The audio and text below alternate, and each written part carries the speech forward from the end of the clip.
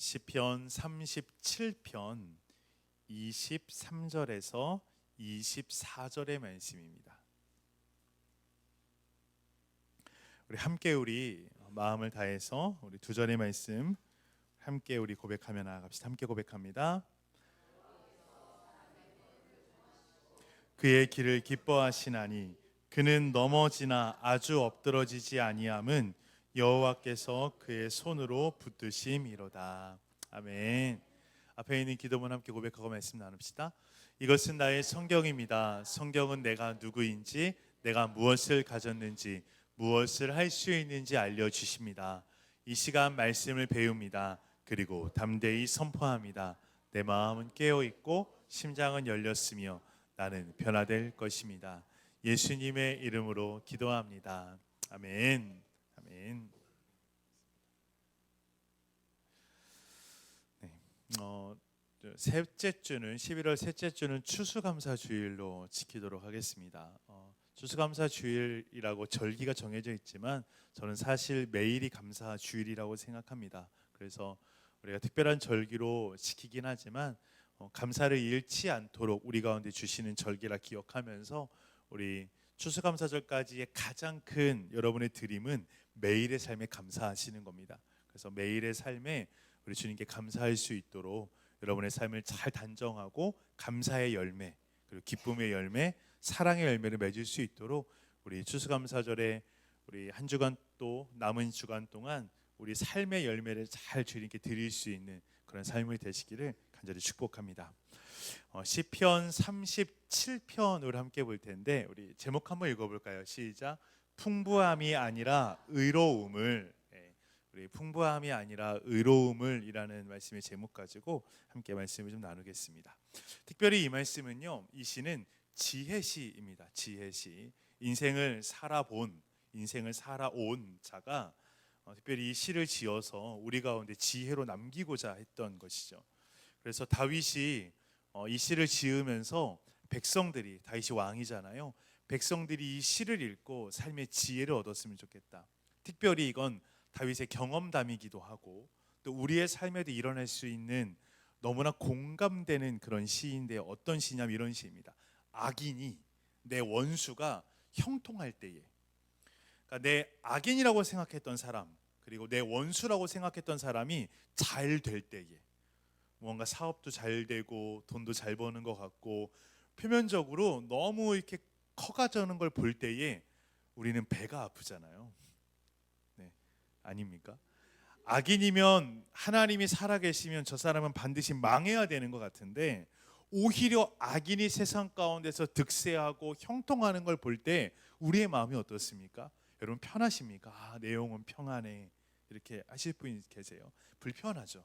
그래서 다윗도 악인의 형통을 바라보고, 저 사람 분명히 하나님 앞에서 악인인데 저 사람이 형통하면 안 되는데, 악인의 형통을 바라보았던 자신의 마음을 노래하고, 도대체 왜 그런 겁니까? 주님, 항변하기도 하고, 그래서 주님의 지혜를 구하는 그런 시가 바로 시편 37편의 시입니다. 쭉 37편을 전체를 요약해보면 이런 표현이 등장합니다. 악인의 성공 부러워하지 말아라. 너무 불편해하지 말아라. 불평하지 말아라. 우리 가운데 주시는 메시지인데요, 한번 보겠습니다. 오늘 성경은 악인의 형통, 악인이 복받는 것 같을 때에 이렇게 이야기합니다. 제가 읽어드릴게요. 하나님 앞에 고요히 머물고 그분 앞에서 기도하여라. 출세의 사다리를 오르는 자들, 남을 밀치며 정상에 오르는 자들 때문에 괴로워하지 말라. 성경은 이렇게 이야기합니다. 여러분 어떠신가요? 저는 이 표현이 굉장히 그 악인의 성공에 대해서 불편한 우리의 마음 가운데 이렇게 표현합니다. 하나님 앞에 고요히 머물러라, 이렇게 표현해요. 저는 이게 굉장히 쉽지가 않은 것 같습니다. 고요히 잠잠히 머문다는 것 자체가. 그 사람 안 됐으면 좋겠어. 그 사람 잘 되면 안 돼. 그 사람 벌 받아야 되는데. 혹시 여러분들도 지금 떠오르는 사람이 혹시 있으십니까? 권사님 이렇게 고개를 끄덕이셔가지고, 그 사람은 잘 되면 안 돼, 이렇게 솔직해서 감사합니다. 여러분 분명히 있으실 수 있습니다. 그 사람은 잘 안 됐으면 좋겠다. 만약에 그 사람의 좋은 소식이 들리면 마음이 불편하고, 그 사람 좋은 소식 어디선가 이렇게 보게 되면 도대체 왜 잘 사는 거지? 하나님이 왜 이러한 사람에게도 복을 주시는 거지? 이렇게 생각하는 여러분의 원수, 또는 원수까지는 아니어도 그 사람 잘 되는 거 정말 이상하다 생각하는 누군가가 떠오를 수 있습니다. 여러분, 사실은 그런 원수가 잘 되는 걸 보면요, 우리 안에는요 굉장히 강력한 에너지 하나가 올라오는데, 분노라는 거죠. 괜히 죄송해요. 네. 잘 들으십시오. 네. 뭔가 그 사람이 잘 안 되면, 그러니까 잘 되면 우리 마음 가운데는 무언가 막 올라오는 분노 같은 게 있는 것이 사실입니다. 그래서 마음이 편안하지가 않죠. 그래서 오늘은 40절까지 원래 읽었어야 되는데 다 못 읽은 거거든요.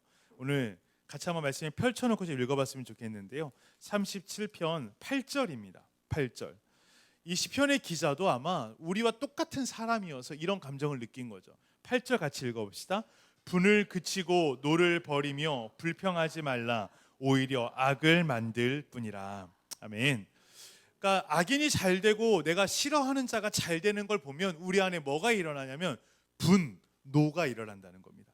분을 버리고 노를 그치고라고 표현을 보니까 분노가 이 시편의 기자에도 일어났고 우리에게도 충분히 일어날 수 있다는 겁니다.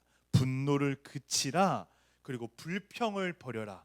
반드시 뭐가 일어난다는 거예요? 그 사람은 왜 잘 되는 거야? 이렇게 불평하게 된다는 거죠. 그래서 분을 그치고 불평을 하지 말라, 이렇게 이야기해요. 제가 이 성경을 보면서 시편 기자도 그 위대한 다윗도 우리와 똑같은 사람이구나. 그러니까 남이 특별히 내가 싫어하는 자가 잘 되는 걸 보고 안에서 분노가 일어나고 막 불평을 쏟아냈던 자신의 마음을 고백하고 있는 것이거든요. 여러분, 악인이 잘 되고 원수가 잘 되면요, 그냥 불편한 정도일 수도 있지만 피가 거꾸로 쏟는 듯한 그런 불편함을 느낄 수 있는 것이 우리의 삶입니다. 그때 하나님 우리가 오늘 말씀하시는 거예요. 다시 읽어드릴게요. 하나님 앞에 고요히 머물고 그분 앞에서 기도하여라. 노여움을 제하고 분노를 버려라. 진정하여라. 이게 하나님의 말씀입니다. 주님의 말씀이니까 그렇게 해야죠. 예, 주님, 고요히 머물고 그분 앞에서 기도하고 분노를 버리고 주 앞에서 잠잠하겠습니다 라고 아멘 할 수는 있는데, 사실 여러분 그렇게 해야죠 라고 이야기하지만 그렇게 여러분 잘 되십니까? 악인이 잘 될 때 진짜 그렇게 할 수 있을까요? 악인은 고사하고요, 저도 가끔 이렇게 어떤 사람의 이야기나 소식들이 이렇게 올라오면 이 사람은 왜 잘 되는 거야? 이렇게 저도 생각할 때 있거든요. 그럼 괜시리 불편해요. 괜히 불편한 게 우리의 마음인 것 같아요, 사실. 근데 하나님께서 10절과 11절에 우리 가운데 이렇게 약속해 주십니다. 제가 읽어드릴게요. 잘 들어보세요. 잠시 후에는 악인이 없어지리니 내가 그곳을 자세히 살필지라도 없으리로다. 그러나 온유한 자들은 땅을 차지하며 풍성한 화평으로 즐거워하리로다. 아멘. 하나님께서 사실 결국에 대해서, 그러니까 일이 일어날 결국에 대해서 우리 가운데 말씀해 주시는데, 악인은 끝낸 이 땅 가운데서 사라질 거고 하나님 앞에서 고요히 머물며 기도했던 의인들은 이 땅에서 땅을 차지하는 복을 받게 된다는 것입니다. 여러분, 이 땅을 차지한다는 복이요, 이집트에서 나와서 가나안 땅에 들어갔던 이스라엘 백성들에게 주었던 축복이거든요. 유리하며 살던 사람들, 나그네처럼 살던 이들에게 정착하여서 안정적으로 살 수 있는 복을 땅을 차지하는 복이라고 표현을 해요. 예수님께서도 너희가 산상수훈에서 팔복을 이야기하시면서 땅을 기업으로 받을 것이다, 이런 축복을 주시거든요. 즉 불안하지 않고 평안히 살 수 있는 은혜를 분명히 주신다는 겁니다. 어떠한 자들에게요? 악인의 그러한 잘됨 앞에 고요히 주님 앞에 머물며 분노를 버리는 자들에게 주님이 분명히 땅을 주시겠다고 약속을 해주세요. 또 한번 제가 읽어드릴게요. 12절에서 15절인데요. 제가 읽어드리겠습니다. 12절에서 15절. 악인이 의인치기를 꾀하고 그를 향하여 그의 일을 가는도다. 그러나 주께서 그를 비웃으시리니 그의 날이 다가옴을 보심이로다. 악인이 칼을 빼고 활을 당겨 가난하고 궁핍한 자를 엎드러뜨리며 행위가 정직한 자를 죽이고자 하나 그들의 칼은 오히려 그들의 양심을 찌르고 그들의 활은 부러지리로다. 아멘. 그러니까 결국 악인은 무너질 거다. 결국 악인은 넘어질 것이니 너희가 뭐 하지 말아라? 분노하지 말아라. 심판이 누구에게 있다는 거예요? 하나님께 달려 있고 하나님께서 악인을 반드시 심판하신다는 겁니다. 여러분, 우리가 분노할 게 아니라 내가 판단하고 내가 심판하면서 내가 분노하며 스스로에게 죄를 짓는 일을 할 것이 아니라 우리가 뭐 해야 할 줄 알아야 돼요? 주 앞에 조용히 고요히 머물 줄 아는 영성이 우리 가운데 있기를 축복합니다. 여러분, 그런데 여기 중요한 게 있어요. 왜 악인의 잘됨을 불편해하느냐? 이게 오늘의 말씀의 포인트거든요. 제가 16절 말씀을 좀 읽어드리겠습니다. 이렇게 되어 있어요. 의인의 적은 소유가 악인의 풍부함보다 낫도다. 이렇게 되어 있습니다. 의인의 적은 소유가 악인의 풍부함보다 낫도다. 여러분, 우리가 왜 악인의 잘 되는 거에서 불편하냐면 그 기준을 좀 생각해 봅시다. 기준. 악인이 왜 불편해지냐면 악인이 잘 되기 때문에 그래요. 그럼 그 악인이 잘 된다는 것의 기준은 무엇입니까, 여러분? 오늘 여기 나와 있는데 정답이 풍요로움 같아요. 그러니까 악인이 풍요로워지고 악인이 부자가 되고 악인이 돈을 잘 벌고 악인의 기업이 잘 되고 뭔가 악인이 세상이 말하는 성공을 하는 것 같으면 우리의 마음이 불편해지는 겁니다. 그러니까 우리가 예수를 믿고 교회 다니지만 여전히 우리의 삶의 잘삼의 기준이 어디에 있다는 거예요? 물질의 풍요로움에 있다는 겁니다. 물질의 풍요로움. 여러분, 악인이 잘됨을 배아파하고 시기하고 힘들어하는 이유가 여전히 그 기준이 풍요로움에 있다는 것을 우리가 좀 생각해 보면 우리가 좀 생각해 봐야 되는 진짜 우리가 추구해야 되는 행복, 우리가 진짜 추구해야 되는 복이 무엇인가를 좀 생각해 보게 됩니다. 분명히 오늘 여기도 이렇게 표현되어 있는데 악인이 잘됨이라는 표현은 물질적 기준입니다. 물질적 기준. 물질적으로 악인이 풍부해지면 우리가 불편해지는 거죠. 여러분, 악인이 물질적으로 풍부해지고 더해지고 잘 되는 것에 대해서 부러워하고 미워하고 힘들어할 때가 있어요. 목사들도요 굉장히 시기 많이 합니다. 여러분, 옆 교회가 잘 되면 그렇게 배회를 아파해요. 그렇죠? 그 축하해요 이렇게 남기는데 거기 가시가 이렇게 담겨져 있어요. 저희 지방에서 이번에 한 목사님이 이제 건물을 새로 사셔가지고 완전히 교회를 이전해가지고 예전 교회보다 훨씬 큰 교회를 이전했거든요. 이게 댓글이 쫙 이렇게 달리는 거예요. 사진을 아주 그냥 엄청난 건물을 이렇게 사진 찍어 올리셔가지고 드디어 우리께 됐습니다 이렇게 사진을 올리셨는데 밑에 댓글에 막 축하합니다라고 쫙 담겨져 있는데 제가 볼 때는 그렇게만 읽히진 않더라고요. 거기에 이렇게 축하합니다 하는데 이게 배가 아파서 쓰는 건지 축하합니다라고 말은 하는데 이 진심이 뭔가 느껴지지 않는 글들이 굉장히 많았어요. 저도 이렇게 좋아요 이렇게 눌러주려다가 안 눌렀거든요. 왜 그럴까요? 왜 못 누르는 걸까요? 여러분, 우리도 무언가 잘 되고 커지고 하는 것들에 대해서 배 아파한다고요. 왜요? 우리의 삶의 기준이 잘됨의 기준이 하나님께 축복받음의 기준이 여전히 풍요로움, 물질적 풍요로움 가운데 있기 때문에 그런 것 같아요. 여러분, 돈이 지배하는 세상을 살아가면서 우리의 목표가 의로움이 아니라 풍요로울 때가 얼마나 많이 있습니까? 오늘 이 제목은요, 풍요로움이 아니라 의로움을 제가 적어놓고도요 굉장히 어렵더라고요. 진짜 우리의 삶의 목적이 진짜 잘됨의 의미가 풍요로움이 아니라 의로움이라면 의인은 언제나 그러니까 악인은 의인이 되지 못하니까 부러워할 일이 없거든요. 악인이 의로워지지 않으니까. 근데 우리는 악인의 물질적 풍요로움을 그렇게 부러워하고 있다면 내가 과연 추구하는 진짜 풍요로움에 대해서 한번 생각해 봐야 됩니다. 여러분, 풍요로운 삶이 목표가 되면 우리 또한 악인의 형통을 부러워하고 우리 또한 불평하고 시기하게 됩니다. 그리고 범죄하게 되죠. 오늘 시편의 기도는요, 한번 40편의 40절까지의 기도인데 굉장히 길거든요. 여러분들이 좀 마음을 다해 함께 한번 한 주 동안 묵상해 봤으면 하는 기도예요.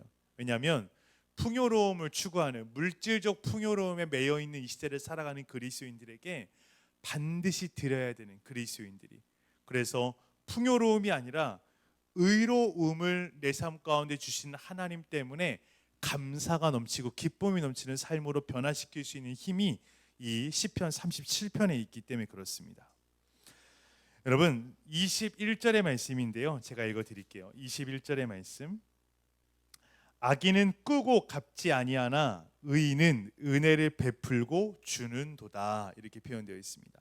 악인은 꾸고 갚지 아니하나 의인은 은혜를 베풀고 주는도다. 여러분 진짜 감사할 줄 아는 사람, 진짜 풍요로운 사람이 누굴까요? 저는요, 계속 자기 자신의 창고에 쌓아놓는 사람이 진짜 풍요로운 사람이 아니라 베풀 줄 아는 사람이 진짜 부자 같아요. 저는 성도님들이 진짜 부자 되시기를 축복합니다. 제가 저희 집이 가난하지만 저희 아버지 어머니가 그렇게 풍요로우진 않으시지만 물질적으로는 저희 집 부자 같아요. 이유는 참 나누는 거 좋아하세요.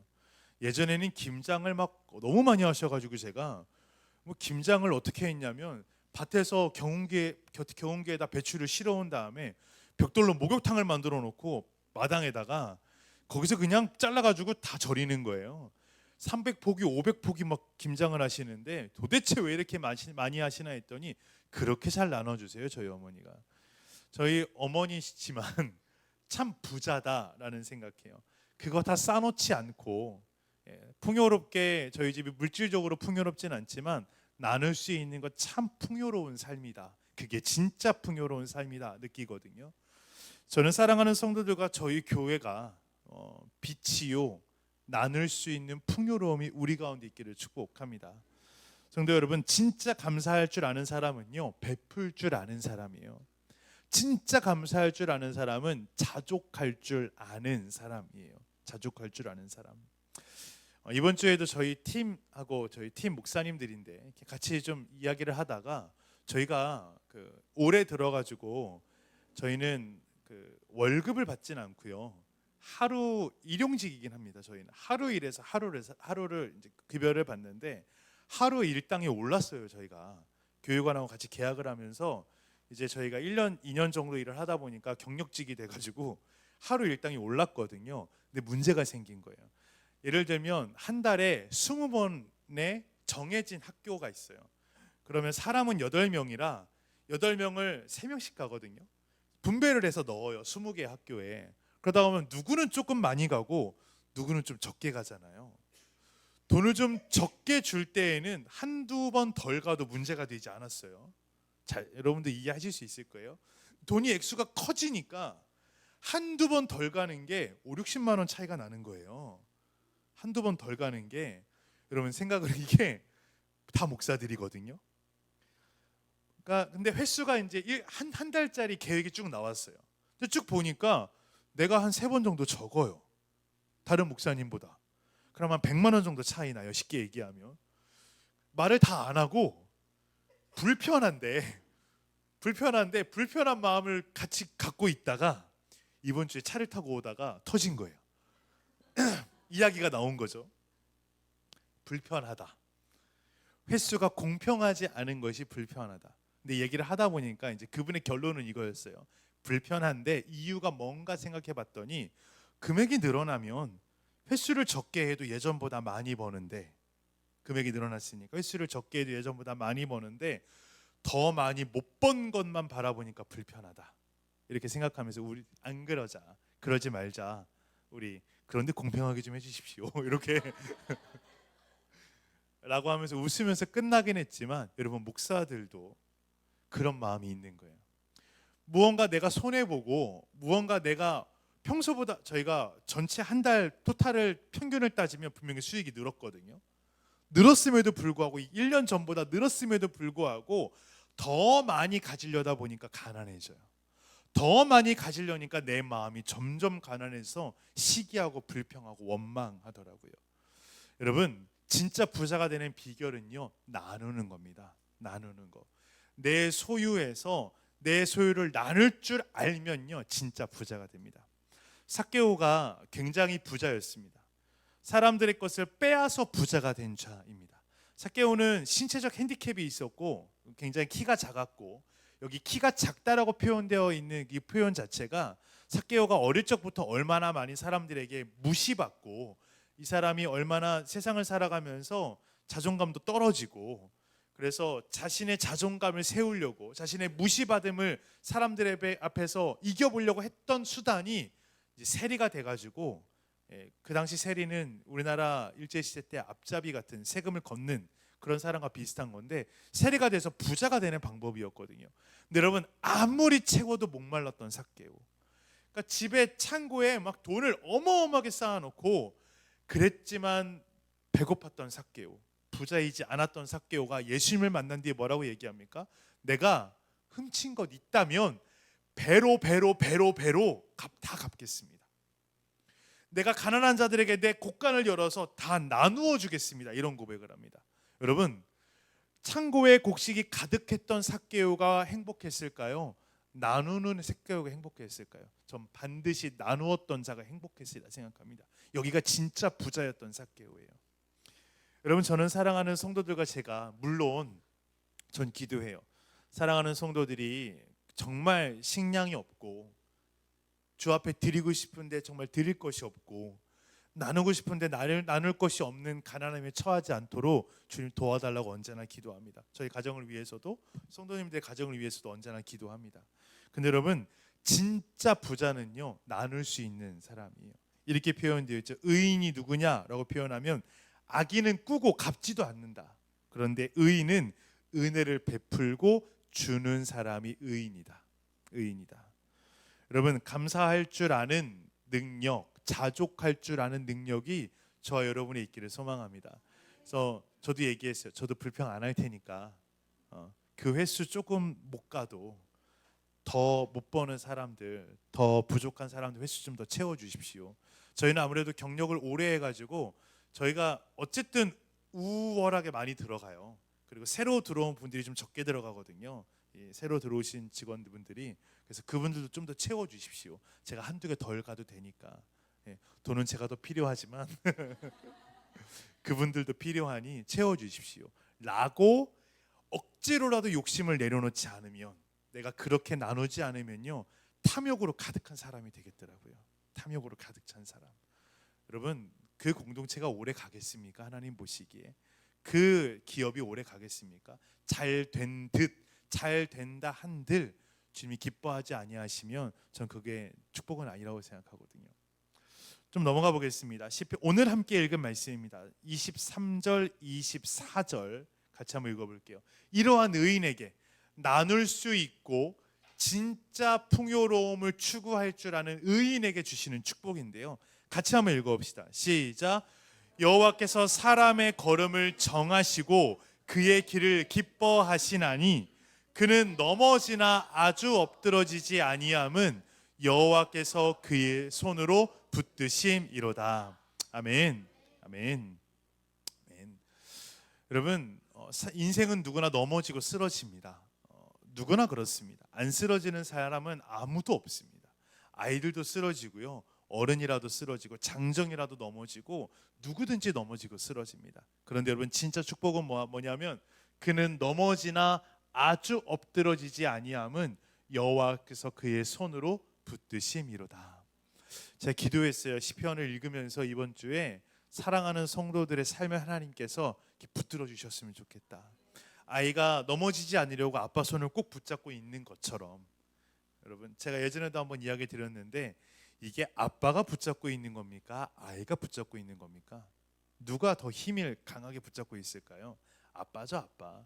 사실은 아이가 꼭 붙잡으려고 손 내밀면 아빠가 꽉 붙잡아 주는 거예요. 안 넘어지도록, 무너지지 않도록 아빠가 우월한 힘으로 붙잡고 계시는 거거든요. 저는 하나님 아버지께서 여러분의 삶을 여러분이 손만 내밀면 주님 잡아주세요라고 하면 주님이 꼭 붙잡아서 완전히 넘어지지 않도록 붙들어 주시는 그 은혜가 성도들에게도 있기를 간절히 축복합니다. 여러분 하루라도 말씀을 안 보면요 사실은 넘어집니다. 누구든지 넘어집니다. 제가 요즘 아침 묵상을 제가 일정이 제가 운전을 막 아침에 하다 보니까 가끔 못 올려요. 이번 주에 2번 정도 빠진 것 같은데 죄송합니다. 제가 신경 써서 올려놓을게요. 제가 원래는 못 운전을 해서 그 시간에 못 올리면 제가 보통 6시에서 8시 사이 이렇게 올리는데 못 올리면 카카오톡에 예약 메시지가 있어서 예약을 걸어놓는데 제가 깜빡을 했어요. 예약 메시지 걸어놓는 걸. 제가 아침에 일어나서 말씀을 꼭 보거든요. 근데 글로 정리하는 시간이 부족하면 제가 이제 올리지를 못하는데 하루라도 아침에 말씀을 보지 않으면 잘 넘어져요, 누구든지. 오늘 사랑하는 성도들이 그 말씀의 손에 잘 붙들려 있기를 축복을 합니다. 그래야 안 넘어져요. 그래야 주님이 꼭 붙잡아 주시거든요. 그래서 여러분, 우리가 아이처럼 손을 내미는 행위 자체가 말씀을 펴서 읽는 거예요. 그럼 주님이 꼭 붙잡아 주실 겁니다. 분명히. 27절입니다. 제가 읽어드릴게요. 27절. 악에서 떠나 선을 행하라. 그리하면 영원히 살리니.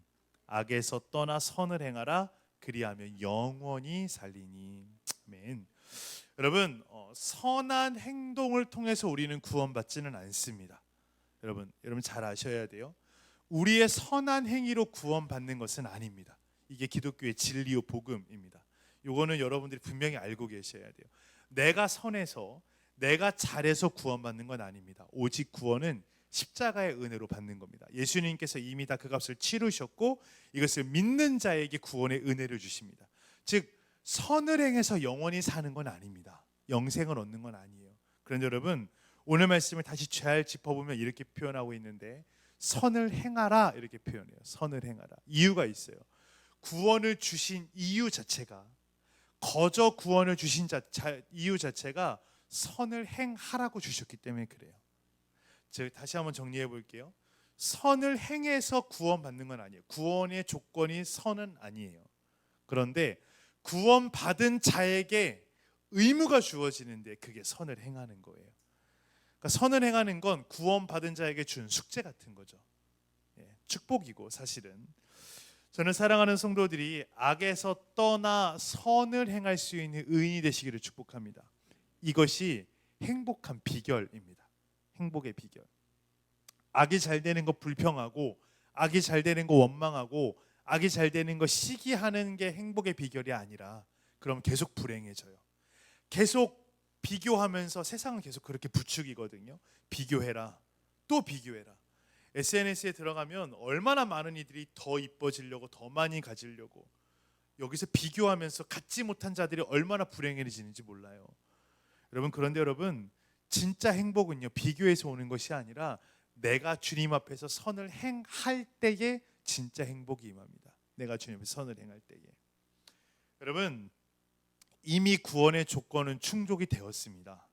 이건 변하지 않는 진리입니다. 여러분이 예수 그리스도를 믿는다면 이미 구원의 조건은 충족이 되었고요. 구원받은 자들이 이제 행해야 되는 일이 바로 선입니다. 바로 선. 저는 성도들이 이 땅을 살아가면서 내가 예수 믿었고 구원받았기 때문에 선을 행하셨으면 좋겠어요. 구원받았기 때문에.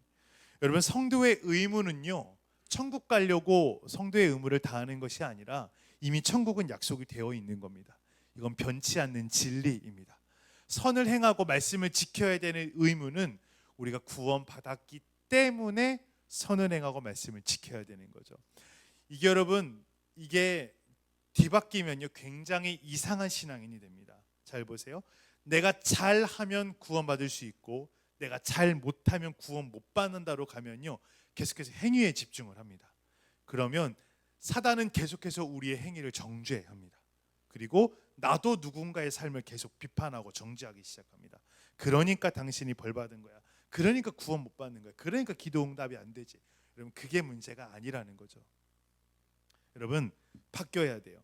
내가 구원받았기 때문에 선을 행하는 건 은혜를 알면 알수록 선한 자로 살아가는 결과를 가져오게 됩니다.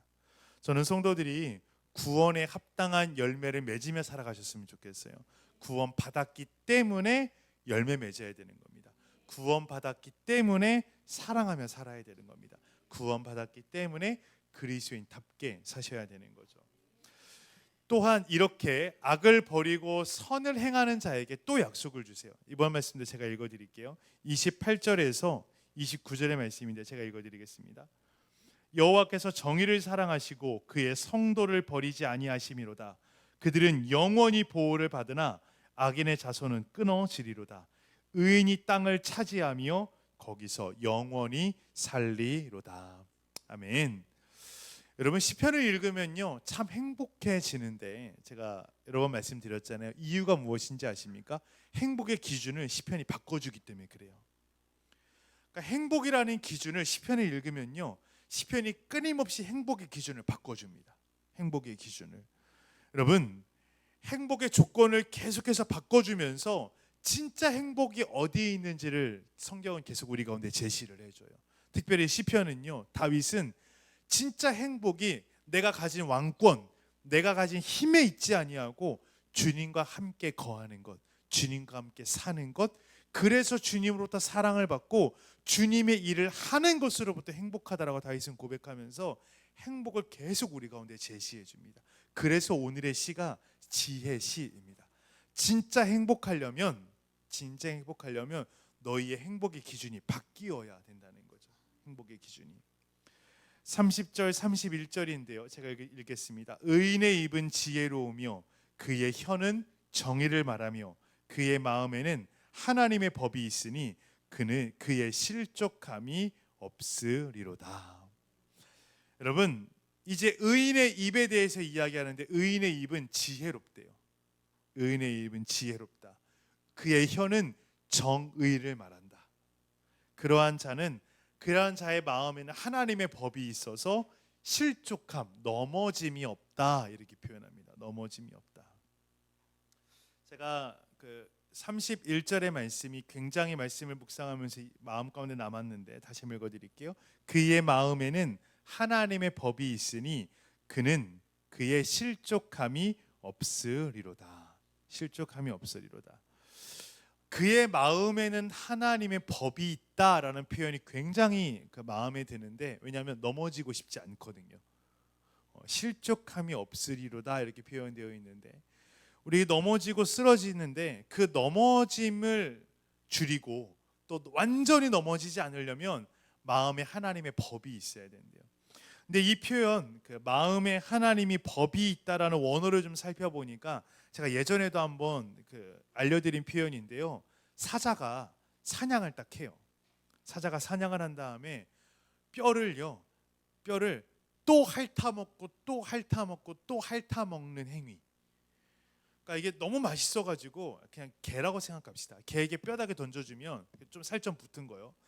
계속 빨아먹어요. 한 이틀 뒤에 뼈 보시면 아주 깨끗해요. 그죠? 하도 빨아먹어가지고 핥고 또 핥아가지고 아주 깨끗해진 뼈를 보게 돼요. 이게 말씀이 마음에 법이 있는 상태를 이렇게 표현하더라고요. 하나님의 말씀이 얼마나 좋으면 핥고 또 핥듯 맛보고 또 맛보듯 하는 사람이 넘어지지 않는데요. 여러분 얼마나 하나님 말씀 묵상하세요? 제가 아침에 큐티 이렇게 올려드리면 사실 어떻게 보세요? 읽고 아멘 하고 탁 닫고 끝. 죄송하지만 이런 분도 계실 것 같아요. 오늘도 쓰긴 써야 돼. 이렇게 아멘이라고 안 하면 나만 안 본 것 같잖아. 그럴 분 없으시겠지만 의무적으로 하고 계시다면 만약에 의무적으로 하고 계시다면 여러분 다시 생각해 봐야 돼요. 진짜 말씀이 삶의 능력이 돼서 진짜 말씀이 나를 넘어지지 않게 만드는 힘이 되려면요 말씀을 또 핥고 또 핥듯 그렇게 말씀을 맛보셔야 그 말씀이 나를 지켜준다는 겁니다. 그러니까 여러분 그냥 한번 쓱 스쳐가듯 읽는 말씀이 우리 가운데 힘이 되지 않아요. 여러분 또 이런 표현이 등장하더라고요. 원어를 보니까 마음에는 하나님의 법이 있으니라는 표현이 이렇게 등장해요. 심장이 피를 돌려 온 몸에 돌게 하듯 이라는 표현이 있더라고요. 그러니까 심장이 피를 돌려가지고 온 몸에 돌게 하듯. 여러분 이 손 끝에만 피가 조금 안 가도요 막 저려요. 혈액순환이 안 되면 손이 차가워져요. 발끝이 막 체하면 여러분 딱 우리가 식체를 하면요 손발이 차가워지면 피 이렇게 따잖아요. 이유가 뭐냐면 체하면 온 피를 배로 체하는 장기로 다 보내거든요. 이거 소화시키려고. 그래서 온몸에 모든 피가 다 거기 몰려 있으니까 손발로 피가 안 가요. 그럼 얼마나 불편해요. 여러분 두통 오고 토할 것 같죠? 피가 여기로 다 쏠리니까 머리로 뇌가 피가 공급되지 않고 산소가 공급되지 않으니까 두통도 일어나고 현기증도 일어나고 막 토할 것 같은 거거든요. 그때 토하고 나면 싹 풀리잖아요. 피가 돌지 않는다는 것 자체가 얼마나 여러분 어려운 일입니까? 근데 여러분 말씀이 우리의 마음에 있다는 표현 자체가 그런 거래요. 심장이 막 운동을 해가지고 피가 온 몸으로 도는 거예요. 그렇듯 말씀을 우리의 삶 가운데 펌핑징을 해가지고 우리의 삶에 잘 돌려야만 온 몸에 피가 돌듯 주의 말씀이 내게 들어와서 심장이 쿵쾅쿵쾅 움직여서 내 몸을 가득 채워야만 그 말씀이 나를 보호한대요. 여러분 어떠세요? 그만큼 말씀 사모하고 말씀 보고 계십니까? 우리 최명옥 권사님이 저한테 이렇게 얘기했어요. 새벽에 일어나서 아침 예배를 드리신대요. 권사님 부부가 이렇게 말씀을 놓고 읽으시고 기도하시고 짧게 이렇게 아침 예배를 드리는데요. 저 듣기가 얼마나 좋은지. 두 분이 오붓하게 앉아가지고 권사님 두 내외가 일어나셔가지고 아침에 찬송 한 절 부르고 성경 읽고 기도하고. 여러분 진짜 하나님이 그 삶 사랑해 주지 않겠습니까? 하나님 너무나 기뻐하실 것 같잖아요. 말씀을 사랑하니까 아침에 눈을 또 예배부터 드리는 삶. 저는 사랑하는 성도들의 삶도요 그랬으면 좋겠어요.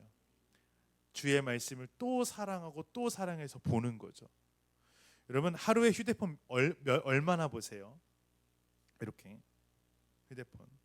저희 아이들이 일주일 동안 휴대폰을 얼마나 사용하는지 여기 나오거든요. 다 핸드폰에.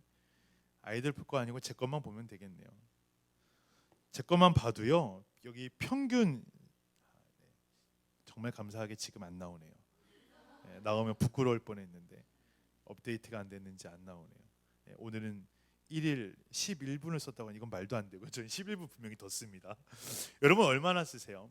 현대인들이 보통 5시간 넘게 휴대폰을 봅니다. 하루에 5시간 넘게. 물론 여러분들은 성경을 읽으시느라 3시간 정도 쓰시고 뉴스 보느라 한 30분 정도 쓰시고 또 말씀 들으시느라 이렇게 1시간 반 정도 쓰셔서 성도님들은 5시간 정도 보시겠지만 여러분 휴대폰은 유튜브는 또 보고 또 보고 또 보고 또 보는데 주의 말씀은 또 보고 또 보고 또 보시는지 라고만 물어도 우리가 어디에 더 집중하며 살아가며 어디로부터 힘을 얻으려고 하는지를 보게 알 수 있을 것 같아요.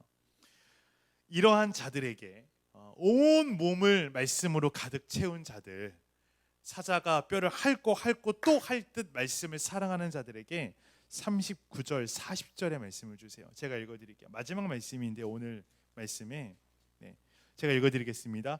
의인들의 구원은 여호와로부터 오나니 그는 환난 때에 그들의 요새이시로다. 여호와께서 그들을 도와 건지시되 악인들에게서 건져 구원하심은 그를 의지한 까닭이로다. 아멘. 저는 사실 오늘 절을 많이 읽었잖아요. 사실 다 읽고 싶었어요. 40절을. 사실 설교 본문에는요. 오늘 말씀 준비해 온 거에는 거의 40절이 다 기록이 되어 있는데 다 읽기는 너무 어려워가지고 다는 못 해드려서 오늘 설교가 이렇게 쭉 맥락으로 가지 않고 제가 끊어 읽은 겁니다. 왜냐하면 하나도 놓칠 게 없어요. 말씀이. 진짜 이 37편에는. 여러분 요즘 차를 참 많이 타요. 제가 차를 참 많이 타는데 넓은 도로를 달릴 때도 있고요. 제가 섬 같은 데 가면 정말 섬의 작은 골목들을 달릴 때도 있어요. 제가 물어볼게요. 어느 길이 좋은 길일까요? 넓은 도로? 아니면 막 비포장 도로도 가끔 달리거든요. 거의 없는데 거의 다 뭐 포장이 다 되어 있으니까. 근데 가끔 내비가 지름길이라고 알려주는데 정말 어려운 길들도 가요. 어느 길이 좋은 길일까요, 여러분? 넓은 길. 오케이. 감사합니다. 대답해 주셔서. 또 어느 길이 좋은 길 같으세요? 여소라 어느 길이 좋은 길일까? 넓은 길이 좋은 길일까? 좁은 이렇게 꼬불꼬불한 길이 좋은 길일까? 저 친구도 눈치가 생겼네요 이제. 대답을 안 하고 주저하는 거 보니까 맞나 안 맞나 눈치를 볼 정도로 눈치가 생겨서. 여러분 크고 작고 도로가 좋고 제가 보통 다니는 길은 그 호남 쪽입니다. 저는 전남으로 내려가니까. 근데 얼마 전에 통영 거제간 고속도로를 달렸는데 옛날에 길이 진짜 좋았거든요. 굉장히 오랜만에 달려보니까 왜 이렇게 길이 파여 있는 데가 많고 거친지 운전하는데 불편하더라고요. 근데 제가 가는 길은 논산에서 여산 내려가는 길은 막 8차선으로 뚫려 있어 길이 엄청 좋아요. 그럼 불편함이 하나도 없어요. 그쪽은. 네, 그래서 어느 길이 좋은 도로일까요? 여러분, 크고 넓고 도로 상태가 좋고 나쁘고의 문제가 아니라 목적지로 갈 수 있는 길이 좋은 길입니다. 그죠? 목적지로 나를 데려다 줄 수 있는 길을 가야 좋은 길이거든요. 언제 길을 잘못 갔다고 이야기하냐면 길을 잘못 갔다고 이야기하냐면 내 목적지에서 벗어나면 내비가 바로 알려줘요. 너 길 잘못 갔어. 다시 일로 가야 돼. 내비가 얼마나 잘 수정해 주는지. 여러분, 우리가 가는 길은 어떠세요? 여러분 어떤 길 가고 계세요? 어떤 길 원하세요? 보세요. 끝은 보지 않고, 그러니까 지금 이 길이 어디로 가고 있는지 보지는 않은 채 내가 지금 어떤 길을 달리고 있는가만 보면, 그러니까 내 길의 지금 상태가 어떤가만 보면요, 이 길이 좋은 길인지 나쁜 길인지 사실 판단할 수 없습니다. 근데 우리는 계속 불평해요. 난 좋은 길 못 간다고. 악인은 좋은 길을 가고 있는 것 같다고. 그러니까 악인이 가고 있는 길을 보면서 저 사람 왜 이렇게 잘 가? 근데 그 사람의 끝은 사망이요. 의인들의 길이 비록 좁고 험할지라도 의인들의 길의 끝은 생명이라면 여러분 어떤 길 선택하시겠습니까? 어떤 길 부러워하실 거예요? 어떤 길 가야 할까요?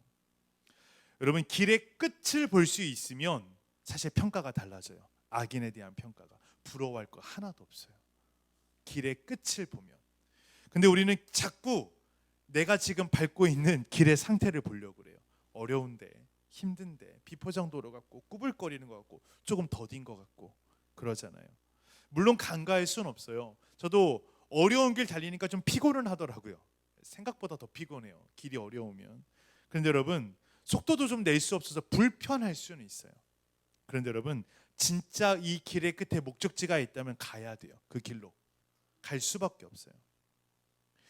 우리가 가야 할 목적이 여러분 형통함이 아닙니다.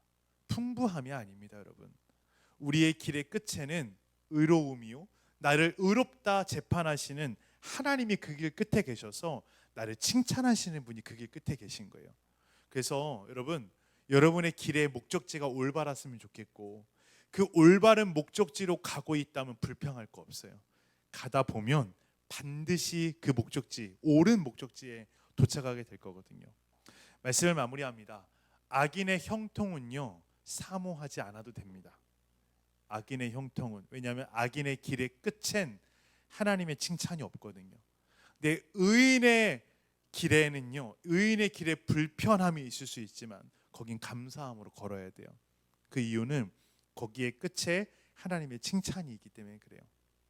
오늘 하나님의 영광에 사로잡혀 길을 걸을 수 있는 저 여러분이 됐으면 좋겠습니다. 우리가 길을 다 산 후에, 여러분들이 다 인생을 산 후에 제일 마지막에 내가 주의 영광을 위해 살았구나 이렇게 고백할 수 있으면 여러분 진짜 잘 걸어간 길이에요. 내가 인생을 다 산 뒤에 내 손에 가져갈 수 있는 것 한 줌의 물질도 못 가져가는 거 깨닫고 그때 후회하시면, 난 도대체 무엇을 위해 산 것인가 후회하시면 여러분 저는 안 될 것 같아요. 저는 사랑하는 성도들과 제가 오늘 여러분이 길 어떤 길 걷고 있는지 잘 판단해 보셔서, 길의 목적지가 올바르다면 어떤 형태의 길을 걷든 감사하며 길 잘 걸어봤으면 좋겠어요. 손 잘 잡고요. 우리 찬양할 텐데요. 우리 예수 사랑하심을 찬양할까요?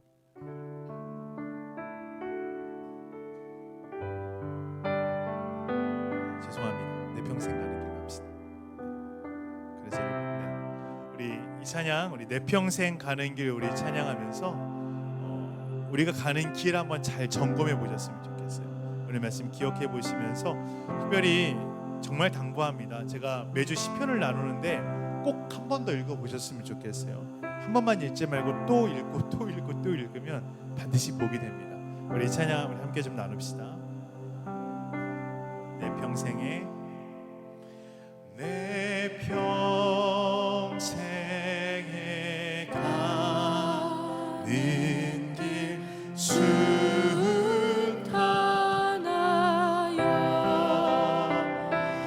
늘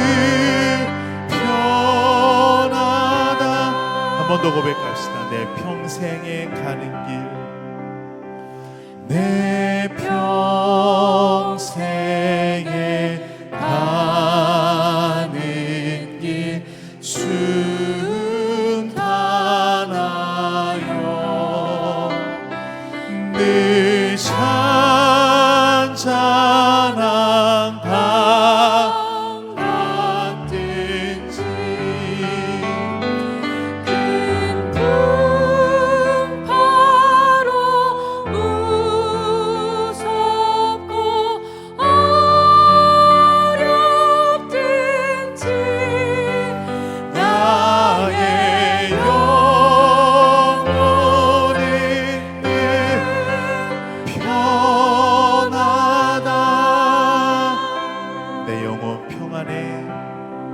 내 영혼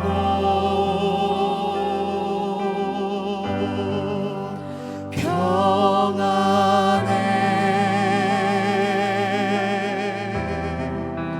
내 영혼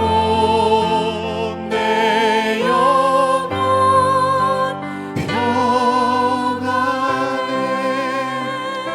잠시 기도하며 나아갑시다. 하나님, 내가 가는 길 때로는 원수의 잘됨 때문에 불편해하고 원수의 잘됨 때문에 어려워할 때에 과연 그 기준이 무엇이었는지 말씀을 통해 잘 비춰보게 하시고, 주님, 내 길이 옳고 내 목적지가 바르다면 주 안에서 평안히, 주 안에서 고요히 주를 바라며 이 길 걸을 수 있게 해달라고 잠시 함께 간구하며 우리 말씀 기억하며 기도하며 나아갑시다. 기도하며 나아갑니다.